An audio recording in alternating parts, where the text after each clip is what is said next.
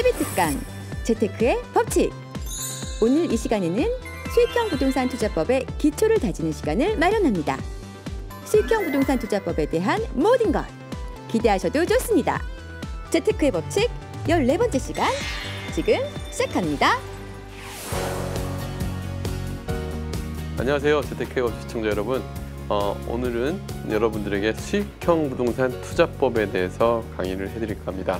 자, 그동안 주택 플래닝에 대해서 지난 시간까지 3회에 걸쳐가지고 여러분들이 세대별로 어떻게 주택에 대해서 계획을 세우고 내 집 마련 어떻게 해야 되며 또 은퇴하신 분들은 어떻게 내 집을 계획을 활용을 해서 나한테 소득을 맞춰갈 수 있는지를 얘기했단다면 그 문제의 가장 핵심은 바로 월세 받는 수익형 부동산에 있는 것 같습니다. 그래서 오늘은 수익형 부동산을 어떻게 골라야 되고 그다음에 수익형 부동산 투자 시 뭘 유의를 해야 되고 왜 수익형 부동산은 지금 현재 이렇게 시장 이슈가 되고 있는지를 하나씩 살펴보면서 많은 분들이 지금 꿈을 꾸고 있죠. 우리나라 사람들의 대표적인 꿈 뭐가 있습니까? 임대사업자. 누구나 나중에 은퇴 시대를 되면은 월세를 받아서 생활을 하겠다. 이런 부분들에 대한 목표를 갖고 있는 분들이 참 많죠. 근데 생각보다 근데 임대사업자 하면 사람들이 좀 착각을 하고 있는 게 어떻게 착각을 하시느냐? 불로소득으로 알고 계시는 분들이 계세요. 근데 임대사업을 해보신 분들은 그렇지는 않습니다. 생각보다 관리해야 될 것도 많고 신경 쓸 것도 많고요. 세상에 돈은 공짜로 만들어지는 건 없는 것 같아요. 여러분들이 세상에서 돈을 수익을 얻고자 한다면 그만큼의 리스크도 감수를 해야 되고요. 참 진리 같은 말이 있죠. 하이 리스크 하이 리턴, 로우 리스크 로우 리턴. 반드시 수익이 큰 데에는 그만큼의 위험이 따르는 거고요. 수익이 작은 데는 그만큼 위험이 없기 때문에 아무래도 수익이 작은 겁니다. 여러분들한테 적정 수익은 어떻게 가져가느냐, 리스크에 대한 재분까지 봐야 되는데 그중에 수익형 부동산은 그나마 조금은 중위험, 중수익이 아닌가 싶습니다. 아주 높은 위험도 아니면서 월세를 받는 물건이기 때문에 늘 수익이 확보가 되어 있는 방안이잖아요. 그래서 이 중위험, 중수익의 수익형 부동산 은퇴자분들에게 가장 적절한 상품이 될 수가 있습니다. 그래서 금융상품, 채권과 주식에 얽혀져 가지고 또 하나의 한분법인 수익형 부동산 투자법. 그동안 금융상품에 대해서 계속 말씀 많이 드렸잖아요. 오늘은 이 금융상품과 비교해서 수익형 부동산 투자 어떻게 해야 되는지를 한번 심도 있게 한번 얘기해 보도록 하겠습니다. 자, 수익형 부동산 최근 이렇게 뜨는 이유가 뭐냐? 뜨는 이유가 뭐냐면 첫 번째 바로 노령화입니다. 급속한 노령화. 급속한 노령화가 수익형 부동산 수요를 확장시키고 있습니다. 자, 우리나라 지금 현재 그 전 세계적으로 지금 고령화 사회다 이런 부분들이 있잖아요. 그 우리나라는 그 고령화가 전 세계에서 유례를 찾아볼 수 없을 정도로 빨리 진행되고 있습니다. 자, 먼저 제가 표를 보여드릴게요. 이거는 그 인구 통계 자료집에서 나온 자료인데요. 자, 일본 같은 경우는요, 진짜 우리나라는 고령화 사회와 고령 사회, 초고령 사회로 나눠볼 수가 있습니다. 고령화 사회는 유엔에서 발표한 고령화 사회는 전체 국민 인구의 7% 이상이 만 65세 이상이 차지하고 있을 때를 고령화 사회라고 하고요. 그리고 전체 인구의 14%가 만 65세 이상이 차지하고 14% 이상이 차지하고 있을 때는 고령 사회. 그리고 그 20% 이상이 되면 초고령 사회라고 합니다. 우리 이웃나라 일본 같은 경우는 1970년도에 고령화 사회에 진입을 했고요. 1994년도에 고령 사회에 진입을 했고 2005년도에 초고령 사회에 진입을 했습니다. 일본도 굉장히 빠른 편이었어요. 프랑스 같은 경우 예를 들면 고령화 사회에 도달한 게 1864년이었는데 115년 만에 고령 사회로 진입을 했습니다. 그러니까 일본은 고령화 사회에 진입한 24년 만에 고령 사회가 됐지만 프랑스 같은 경우는 115년. 그리고 초고령 사회에 진입하는 게 2018년으로 예상됩니다. 그러면은 굉장히 폭이 길잖아요. 근데 우리나라를 볼까요, 한번? 우리나라를 보면 고령화 사회에 진입한 게 2000년이었고요. 그리고 고령 사회에 고령 사회 진입 예상되는 게 2017년. 그리고 전체 26년 만에 초고령 사회에 진입할 것으로 예상이 됩니다. 특히 베이비 부모 세대들의 은퇴와 맞물려 가지고요. 또 출산율 저하도 그 원인 중에 하나죠. 자, 보면은 우리나라는요. 증가 소요 년수를 보면 프랑스 같은 경우는 고령화 사회에서 초고령 사회까지 가는데 총 143년이 걸린 반면에 우리나라 같은 경우는 26년 만에 도달하는 정말 세계에서 유례를 찾아볼 수 없을 정도로 급속하게 노령화가 되고 있다. 즉 수익형 부동산을 원하는 층들이 급속하게 늘고 있다. 그래서 수익형 부동산 첫 번째로 뜬다. 그래서 노령화가 첫 번째 원인입니다. 두 번째는 제가 이 표는 몇 번 보여드렸던 것 같은데요. 주택 플래닝 할 때 말씀드렸던 것 중에 하나가 급속한 1, 2인 가구의 증가입니다. 우리나라 출산율은 지금 전 세계 최저라고 하죠. 출산율하고 맞물려 가지고 1, 2인 가구 증가 속도는 세계에서 가장 빠릅니다. 그래서 2010년도에 보면 1, 2인 가구가 차지하는 비중이 48%. 그런데 2035년에 보면은요. 25년 만에 이 1, 2인 가구 차지하는 비중이 전체 가구의 70%를 차지하게 됩니다. 즉 1, 2인 가구가 증가하다 보니까 기존 주택 수요는 감소하고 그리고 소형 평형 수익형 부동산에 대한 투자 수요는 갈수록 늘어나게 되는 거죠. 그래서 두 번째 핵가족화. 세 번째는 뭐냐면은 조기 은퇴의 증가입니다. 우리나라 은퇴 나이가요. 1980년대만 하더라도 60대였어요. 60세 이상이 평균 은퇴 나이였습니다. 그런데 최근 서울시 이제 자료에 보면은 우리나라 경제활동 평균 은퇴 연령이 이제 52.6세로 줄었어요. 52.6세인데 한 달에 이분들의 평균 생활비가 얼마가 필요하냐면 258만 원이 필요합니다. 근데 국민연금은 아무리 많이 받아봐야 최고 등급의 구간에 들어간다 하더라도 120만 원밖에 안 되는 상황이죠. 그러니까 부족한 돈이 130만 원이 발생합니다.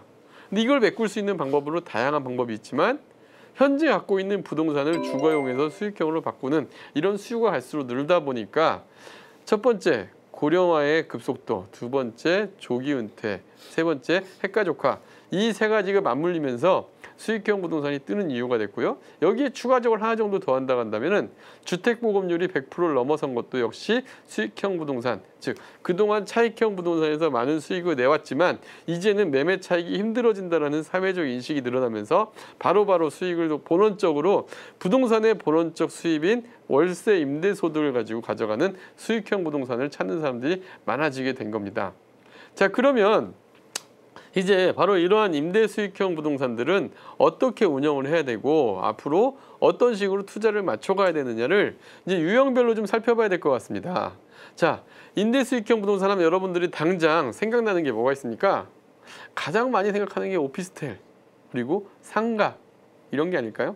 그리고 또 최근에 주거용으로 보는 다세대 다가구 주택, 아파트 이러한 부분들도 수익형 부동산이라고 할 수 있습니다. 수익형 부동산이라는 건 뭐냐? 그러면 수익형 부동산 정의는 뭐냐? 사실 수익형 부동산 용어가 참 애매해요. 정의가 애매한데 수익을 내는 부동산이다. 그러면은 뭐 매매 차익도 수익이잖아요. 수익형 부동산을 간단하게 월세 받는 부동산이다고 하는데 하나 정도 개념을 더 얻는다 한다면 은행 이자 이상의 수익을 주는 부동산, 이거를 수익형 부동산이라고 정의하면 맞을 것 같아요. 즉 월세를 받으면서 은행 이자의 수익을 내준다.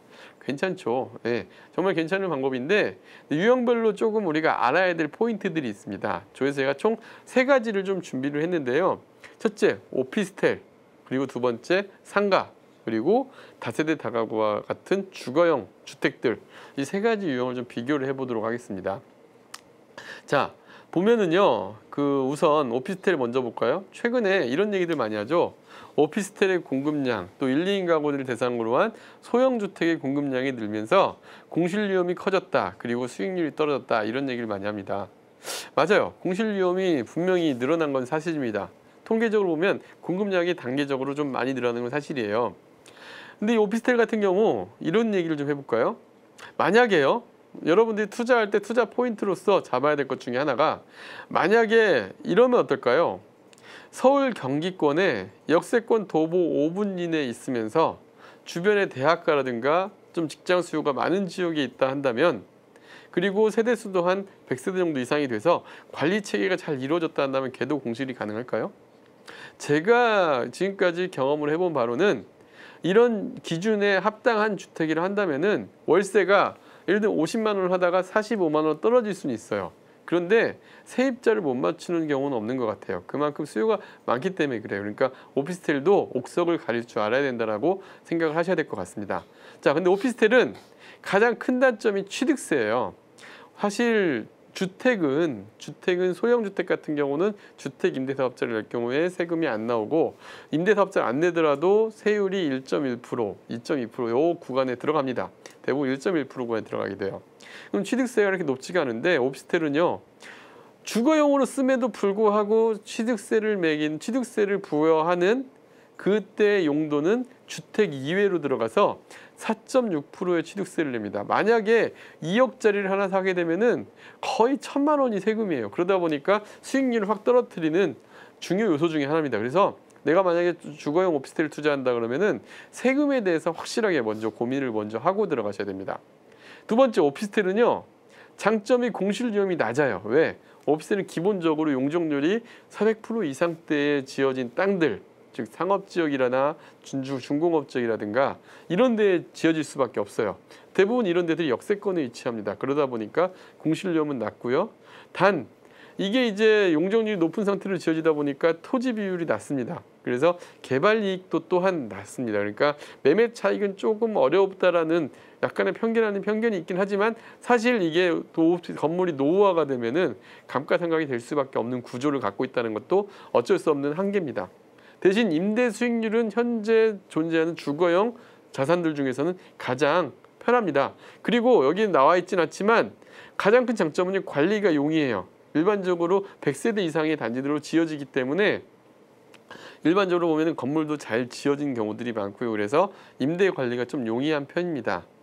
그리고 얘는 이제 보통 오피스텔 같은 경우는 중공업지역, 상업지역 이런 데 많이 있기 때문에 어떠한 또 단점이 있냐면은 그 재산 가치가 높게 평가가 돼요. 그래서 보유 비용도 약간 이제 재산세라든가 이런 게 조금은 늦게 나온다. 이걸 좀 잘 알아야 될 것 같고요. 그리고 황금성은 상대적으로 좀 좋은 편입니다. 세대수도 좀 크고 하다 보니까 최근에 금리가 떨어졌죠. 금리가 떨어지다 보니까 수요자가 늘어나서 그런지 몰라도 이 황금성은 굉장히 양호한 편에 속합니다. 자, 두 번째 상가입니다. 상가는요. 정말 조심하셔야 돼요. 주택은 예를 들면 이런 겁니다. 만약에 주택 같은 경우는 주변 시세 대비 월세가 예를 들면은 3만 원만 싸더라도 바로바로 나가요. 바로바로 이제 임차인을 맞출 수가 있는데 상가는 아무리 입지적으로 역세권이고 좋다고 하더라도 거기에서 장사가 잘 안 되거나 상권의 변화가 있다거나 이래버리면은 갑작스럽게 공실 가능성이 훨씬 커집니다. 공실 위험이 높아질 수가 있어요. 그래서 상가 같은 경우는 상권 분석부터 세금 분석 자세하게 좀 더 들어가셔야 돼요. 그리고 실질적으로는 거기에 MD 기획 뭐냐면은 그 어떤 업종에 어떤 사람을 넣어야겠다는 계획까지 들어가야 되는 게 상가예요. 그래서 일반인들 특히 수익형 초보 투자자들이 조금은 조심해서 접근을 해야 될 게 바로 상가입니다. 그래서 뭐 단지 내 상가면 안전하다 뭐 이런 말도 있지만 꼭 그렇진 않아요. 왜? 투자금이 그만 크기 때문에 사실은 금액이 좀 작으신 분들은 상가는 약간 뒤로 제끼는 게 좋을 것 같아요. 최소한 그래도 5억 이상의 자금을 갖고 있는 분들이 상가 쪽에는 접근하는 게 맞는 것 같습니다. 그 상가 역시 개발 이익은 낮아요. 왜?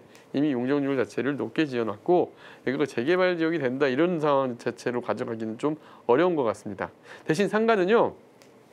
정말 A+ 급지, 그러니까 예를 들면 뭐 유동인구가 정말 많다든가, 예를 들면은 뭐 그런 데죠. 정말 유동인구가 많아서 상가의 정말 장점 이런 겁니다. 유동인구가 정말 많은 중심 상권 지역에 들어가 있어요. 그리고 내가 가진 상가에 정말 메이저 프랜차이즈 뭐 커피숍들 이런 게 들어왔다. 뭐 무슨 햄버거 프랜차이즈가 들어왔다. 이렇게 되면은 또 가장 좋은 장점이 또 어떤 병원이 들어왔다. 어떤 장점이 예를 들면 병원 한번 예를 들어 볼까요? 보통 내 건물에 내과 병원이 들어왔다. 그러면 보통 병원들은 거의 시설 투자는 얼마 정도 하고 들어올까요? 아무리 못해도 3, 4억씩의 투자는 하고 들어옵니다. 그리고 내가 이제 월세를 넣었는데 이 건물 관리를 누가 하냐면 바로 이 세입자들이 해요. 주인이 뭔가 정말 장사 잘 되고 있어요. 여기서 권리금도 막 형성이 돼요. 이러면 주인이 겁납니다. 왜? 나가라고 할까 봐. 계약 기간이 만기가 됐는데. 그러면 알아서 이 물가 상승률만큼 또 올려서 월세를 받을 수도 있고요. 또 건물에 대한 관리도 세입자들이 알아서 다 인테리어를 통해서 해갑니다. 그러면 장기적으로 임차를 안정적으로 가져갈 수가 있어요. 그만큼 좋은 상가는 정말 안정적인 수익 채널이 되는데 바로 옆에라더라도 장사가 안 되는 상가는 이제 임차 임대인 간의 가불관계도 바뀌고 공실을 걱정하는 그런 상황이 되죠. 그래서 그런 부분들의 장단점을 잘 활용을 하셔야 됩니다. 임대 수익률은 그래서 정말 마이너스가 발생하는 상가도 있고요. 정말 괜찮은 상가도 있습니다. 그래서 상가는 보는 눈을 어느 정도 키우고 내가 어느 정도 수익형 부동산의 노하우도 쌓이고 정말 전문적인 지식이 배양이 된 이후에 투자해야 되는 게 상가인 것 같습니다. 근데 상가는 일반적으로 상업지역이기 때문에 또 재산 평가 높게 받아요. 그래서 보유세도 좀 많이 나간다라는 거, 그런 거는 알고 계셔야 될 것 같고요. 상가는 황금성은 아무래도 금액 단위가 큰 경우들이 많고 하기 때문에 황금성은 좀 낮은 게 사실입니다. 그래서 각각의 장단점, 유형별로 좀 비교해 볼 필요가 있고요. 그 다음은 다세대 다가구 아파트 같은 주택입니다. 다세대 다가구 아파트는요, 조금은 초보자들이 접근하기 좀 오피스텔보다는 조금은 어렵지만 그래도 좀 편한 편입니다. 주거용이다 보니까. 취득세는 임대사업자를 낼 경우에, 주택 임대사업자를 낼 경우에 매입이 아닌 분양을 받거나 이럴 경우에는 취득세는 0%가 될 수가 있습니다. 그리고 1.1%, 면적에 따라서 1.1%가 될 수도 있고요. 2.2%가 될 수도 있습니다. 그 다음에 공실위험은요, 아까 제가 초반에 말씀드렸던 대로 역세권에 위치해 있고 또 주변의 임대 시세보다 조금만 낮추면 공실위험은 낮을 수가 있습니다. 물론 지방이나 이런 데는 다 예외적이겠죠. 공급량이 막 늘어난 지역은 제외하고 서울, 경기권만 본다면 공실위험은 낮습니다. 단 이제 다세대 다가구 주택을 예를 들면은 보통 일반적으로 보면 다가구 주택이라면 대지 면적이 큰 경우가 많아요. 다가구 주택이나 다세대주택 보면은 보통 이제 그 세입자들의 수준이 낮은 경우들이 많고 또 이렇게 좀 이렇게 오래돼서 건물이 오래돼서 좀 약간 수익률이 떨어지는 경우들이 있는데 그래도 다가구 주택을 선호하는 이유는 대지 비율이 좀 있다 보니까 개발을 좀 생각하시는 분들이 많이 있습니다. 특히 그 서울 뉴타운 지역이라든가 이런 데에 편입된 경우에 개발 이익이 실질적으로 있었기도 했었습니다. 그래서 개발이 중간 정도 된다. 단 임대 수익률은 이 토지 가격이 들어갔기 때문에 매매가가 좀 높습니다. 매매가가 높은 반면에 이제 임차료는 좀 낮다 보니까 평균 3에서 5% 정도로 약간 평균보다 낮게 나오고요. 은행 이자 정도 조금 높게 받다가 매매 차익을 생각할 수 있는 것들이 바로 이런 주택이 아닌가 싶어요. 특히 다가구 주택 같은 경우는 그 1주택자로 포함이 되기 때문에 세금적인 혜택이 굉장히 컸습니다. 그래서 이런 부분들이 감안이 되면서 좀 많은 매매가 상승도 있었기도 했습니다. 그리고 재산 가치가 낮게 평가되기 때문에 보유 비용이 좀 낮게 나오고요. 황금성은 한 중간 정도, 아파트 같은 경우는 좀 좋은 편이고 뭐 다세대 주택 같은 경우에는 최근 시장 상황에 따라서 좀 황금성이 낮은 경우도 있습니다. 그래서 이러한 장단점들을 잘 분석하면서 수익형 부동산 투자를 하면 참 좋을 것 같아요. 그 다음에 이제 수익형 부동산 선택 시 기준 3가지가 있는데요. 첫 번째, 수익률에 대한 의미를 좀 이해를 하셔야 될 것 같아요. 이 수익률만 보고 투자하시면 절대로 좀 위험합니다. 예를 들면은 공실 가능성이 낮고 황금성이 높은 물건일수록 기대 수익률이 좀 낮습니다. 예를 들면 이런 겁니다. 지금 강남에 있는 상가 같은 경우 평균 임대 수익률이 3%가 채 될까 말까 합니다. 그런데 지방에 있는 지방에 있는 주택들 같은 경우 어떤 경우에는 기대 수익률이 임대 수익률 20%가 나오는 경우들도 있어요. 여러분들이 보면 그럼 20% 나오면 20% 투자해야지. 또 어떤 전문가도 있고 그런 얘기를 해요. 왜 강남에 집을 사느냐, 임대 수익률이 이렇게 낮은데. 그런데 이 높은 수익률, 제가 초반에 말씀드렸죠.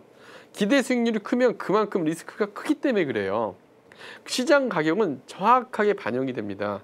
기대 수익률, 임대 수익률이 낮은 거는 왜 그러냐면은 매매가가 높다라는 얘기예요. 월세에 비해서 매매가가 높다라는 얘기는 그만큼 수요가 많고 공실위험이 작은 경우들이 많아요. 그래서 적정 임대 수익률을 가져가야 되는데 서울 경기권에서 본다면 기대 수익률을 약 한 5% 정도 잡으면은 적정한 주택이나 이런 걸 찾을 수가 있습니다. 그래서 공실 가능성이 낮고 황금성이 높은 기대 수익률이 낮기 때문에 이 부분들을 좀 잘 감안해야 될 것 같고요. 자, 이제 수익형 부동산을 고를 때 공실 가능성을 배제할 수 있는 방법을 알려드리겠습니다. 자, 그동안 지금 현재 주거용만을 가지고 얘기해 볼게요. 상업용은 배제하고 주거용만 가지고 보면은 1, 2인 가구 증가로 인해 가지고 작년이랑 재작년 도시형 생활주택의 그 공급량이 많이 늘고 오피스텔이 공급량이 늘면서 일시적으로 지금 현재 임대 수익률이 떨어진다, 공실 가능성이 높아진다 이런 기사들을 많이 봤을 겁니다. 그런데 앞에서 말씀드렸지만 이 정도의 기준을 갖고 있으면 어떨까요? 첫째, 유동인구와 배우지가 많은 상업지역, 그 다음에 두 번째 역세권 반경 500m, 도보 5분 이내에 들어가 있고, 그 다음에 세 번째 기피 시설이 없는 곳, 유흥가 인근이나 공해, 소음 등이 좀 적으면서 또 문화와 쇼핑 공간이 같이 어우러져 있는 곳, 20대들이 찾을 수 있는 곳. 다섯 번째, 건물의 질이 최근에는 2003년도 이후에는요, 건물 감리 기준이 바뀌면서 방음과 단열이 굉장히 틀려졌어요. 즉 단열재가 보통 50mm 이상의 단열재들이 들어간 건물들도 많이 있습니다. 이런 건물 같은 경우에는, 그리고 관리 체계 50세대 이상으로 관리 체계가 경비실도 있고 이러면서 관리 잘 된 곳, 이런 6가지 기준에 맞게 들어간다면은 공실 가능성이 있을까요? 없습니다. 예를 들면 이런 거 똑같습니다. 우리나라 지금 대학 인구가 갈수록 줄어들면서 지방에 있는 대학은 뭐 문을 닫는다, 뭐 이런 얘기들 많이 하잖아요. 뭐 맞습니다. 출산율이 낮아지면서 대학생 수가 줄어들 수밖에 없는데, 대학이 분명히 위기는 맞아요. 그런데 이런 대학들은 어떨까요? 서울 내에 있는 대학들, 뭐 서울대, 뭐 연고대, 뭐 스카이라고 하는 대학들, 뭐 서강대, 뭐 이런 데들, 뭐 외대, 뭐 이런 데, 서울 중심에 있는 좀 이름이 알려지는 이런 데들도 정원 때문에 고민을 할까요? 아니겠죠. 그러니까 그만큼 옥석을 가리는 게 중요해요. 입지에 따라서 1, 2인 가구들이 선호로 하는 이러한 기준들을, 아까 제가 얘기한 첫째, 유동인구 배우지가 많은 곳, 둘째, 역세권 반경 500m 이내, 서울 경기권만 해당합니다. 그 다음에 기피 시설이 없는 곳, 유흥가 인근이나 공해, 소음 등이 좀 작은 곳이라고 하고, 또 문화와 쇼핑이 가능한 지역, 그 다음에 건물의 질이 좋은 물건, 그 다음에 관리 체계가 잘 돼 있는, 예를 들면 뭐 50세대 이상, 80세대 이상 이런 물건이라 한다면은 공실 가능성은 낮아집니다. 그리고 공실 가능성이 낮아지면은 어떻게 되냐면 또 이런 경우도 있어요. 팔 때 또 잘 팔려요. 황금성이 좋습니다. 그래서 이런 기준들, 그 다음에 투자 금액이 작을수록 황금성은 또 올라갑니다. 그 다음에 여러분들이 그 부동산을 투자할 때 융자 가능 금액도 좀 보세요. 융자 가능 금액이 큰 곳들, 그러니까 금융기관에서 감정평가가 높게 나오는 것 같은 경우는 토지 가치 등이 좀 높게 반영되어 있는 경우들이 많습니다. 융자 가능 금액이 뭐 예를 들면 내가 이걸 사는데 이 사는 금액 대비 감정가가 높아서 뭐 그 대출 비율이 한 60%까지 나올 수 있다. 이런 물가 같은 경우는 이미 정상적으로 객관적으로도 평가가 높게 되어 있다고 볼 수가 있겠죠. 그래서 수익형 부동산은 철저하게 분석이 사전에 되셔야 돼요. 그래서 나만의 기준을 꼭 측정하시기 바랍니다. 여러분들이 특히 주거용 수익형 부동산 한다면 오늘 말씀드린 기준 정도는 여러분들 머릿속에 늘 염두에 두고 그 기준에 딱 OX를 쳐가면서 체크리스트로 해서 해보세요 한번. 그러면 위험하지 않은 수익형 부동산 투자법 가능합니다.